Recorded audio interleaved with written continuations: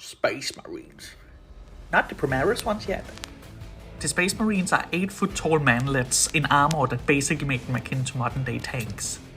Each Space Marine is based on one of the 20 of the Emperor's kids. Not to be confused with the Emperor's kids, who are also Space Marines, or were. Technically they still are, they're just bad guys. Each Space Marine is based on one of the 20 Primarchs, which is what we call the Emperor's kids. Again, not the Emperor's kids chapter, but the Emperor's kids, like his actual sons. Each of these kids, aka Primarchs, had their own gimmicks, uniqueness, weirdness, and strengths. Each Space Marine is taken as a kid from across the galaxy and modified with extra organs and hearts and muscle mass, acid speed, extra teeth, better body odor, all of those things to make them the perfect killing weapons. And based on the chapter, they can be different kinds of things. Some have fangs, some are vampires, some are werewolves, and some smell really badly. Most of them, however, are psychopaths. Actually, I think all of them are somewhat psychopathic. Actually, it's really rare that some of them are really nice, but there's a couple of them. There's a couple of them that are really nice people, actually, like the Salamanders. Fun fact, it's actually rarer for a Space Marine chapter to be nice than it is for them to be vampires that fall into a baby rage tantrum. They hang out in the aforementioned chapters, which there's many of. Each chapter has around 1,000 Space Marines, give or take. That's all based on the big book written by the big blue Smurf guy, Guillermo del Toro man, Roberto Guilliman. One of those is correct, the other is not. This book, more commonly known as How Big Baby Boys Need to Act in the Schoolyard to Make It Safe for Other Kids, also more officially known as the Codex Astarte, is followed by most of the chapters, though some of them wouldn't give a shit. Even some of the big blue Smurf guys abducted children. They just don't like it very much.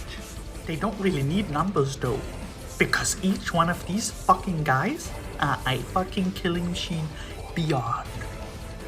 Any weapon, fork, knife, water bottle, penis, it doesn't matter, they will kill you. So their favorite one is the Bolter, which is basically a machine gun that shoots rocket-propelled grenades. Not big grenades, but they're small and they will explode and you will die.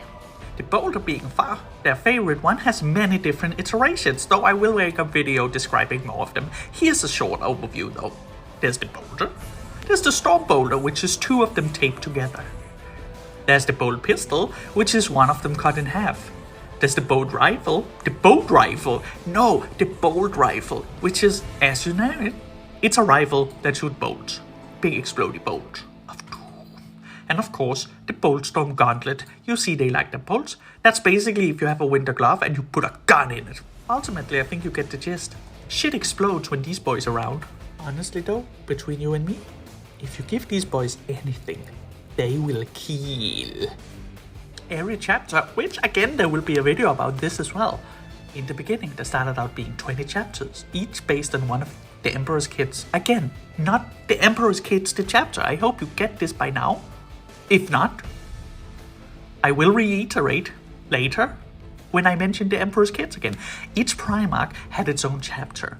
Now, we are lying at about a 1,000 gadillion for each side. 1,000 good sides and 1,000 evil sides. Probably more, probably less. I don't know. No one knows, because this is where the player comes in and you can create your very own chapter. Yeah. And your very own color scheme. But enough about that. That'll be a third video. Near the end of this video though, the gist of the Space Marine is, when the common guy fails, we send in these big manlets, these virgin boils, to take care of the enemy. Incel power. Away! Emperor's angels? More like the Emperor's fixers, I guess. Since they do fix